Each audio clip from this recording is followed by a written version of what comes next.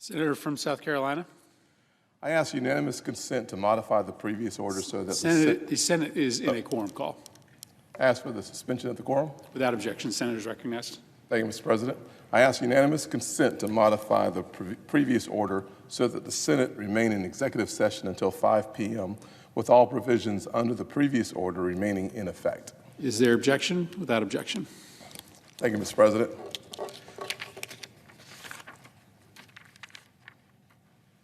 Mr. President, tomorrow we will have an opportunity to vote for students.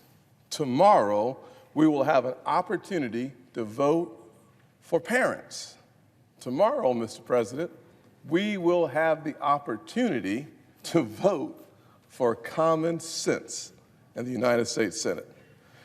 Tomorrow we'll have an opportunity to vote for my resolution to stop the Biden Department of Education from destroying educational opportunities for millions of students and their parents.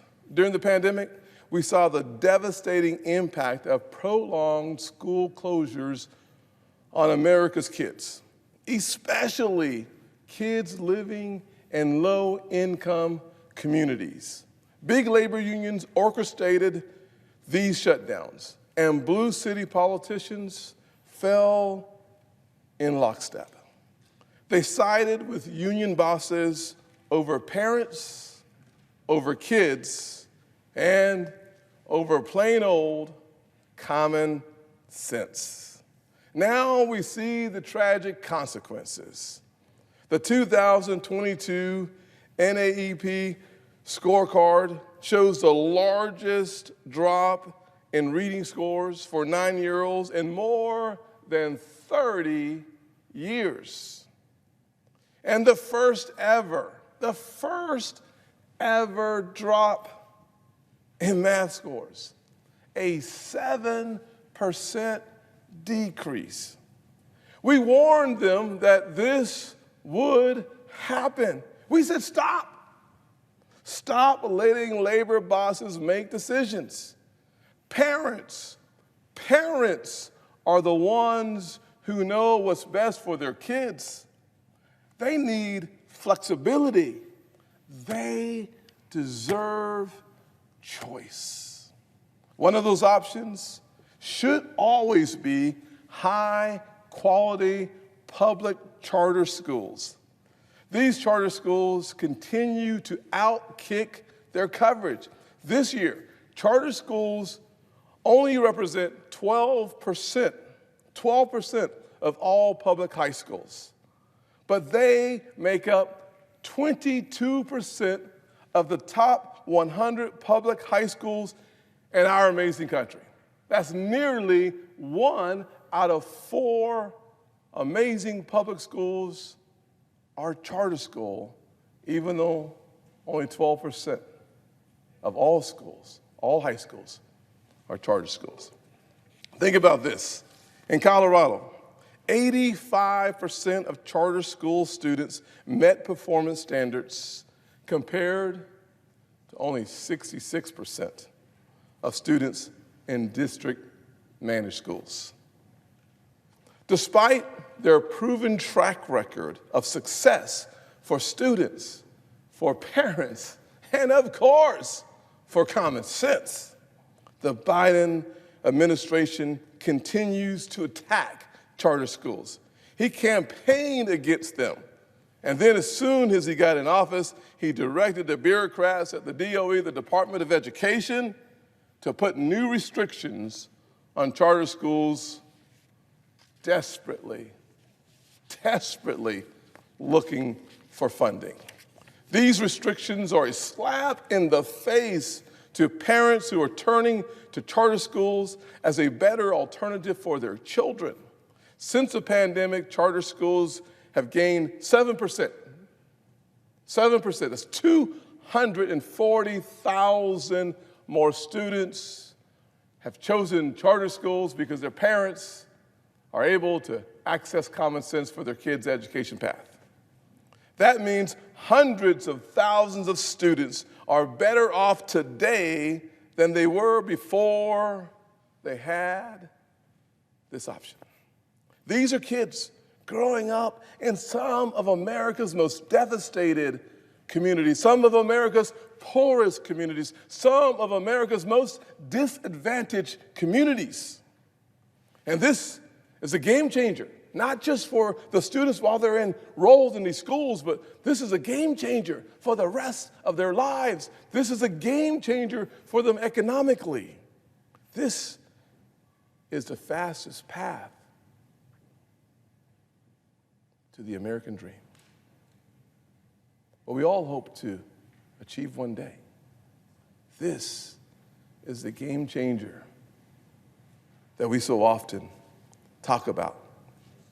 We've seen the success of providing parents with more options right here in Washington, D.C., since the creation of the bipartisan, and let me say that word one more time, because sometimes here in Washington, we don't think anything happens in a bipartisan fashion. But the D.C. Opportunity Scholarship is a bipartisan coalition of senators, Congress members who came together to make sure that D.C. kids since 2004 have had opportunity for quality education through charter schools. Yes, 11,000 students, by the way.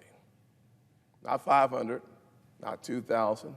11,000 students from low-income families here in D.C.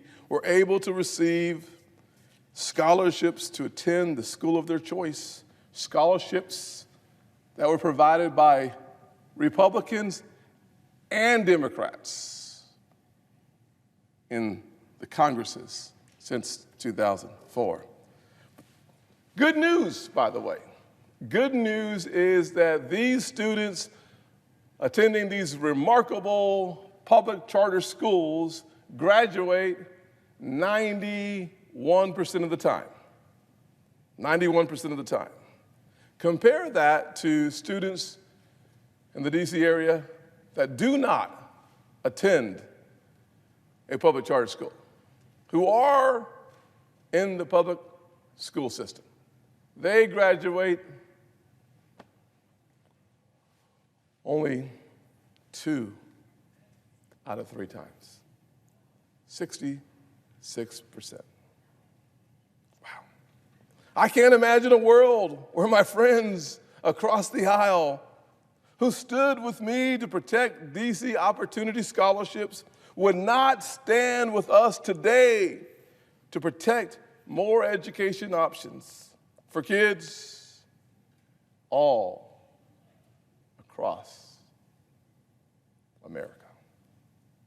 By voting for the administration's restrictions, my friends across the aisle are telling these hard-working parents that labor union bosses and bureaucrats know what's best for their kids, better than the parents themselves. That's plain wrong. Here's what I know. The greatest difference between the haves and the have-nots. It's not the color of your skin. It's not the neighborhood you live in. It's not the income of your parents. The biggest difference between the haves and the have-nots in our country will not be solved by playing politics and putting labor unions in front of your kids. The way that we close that gap, the biggest difference between the two sides, the haves and the have-nots, my friend from Indiana, education. Quality education. Changes lives. It sets poor kids on the right path.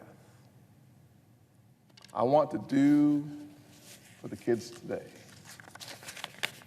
what was done for me when I was a kid. I want to make sure that everybody understands that education is the closest thing to magic in America. And I do mean a good education. I yield back, Mr. President. Mr. President, Senator from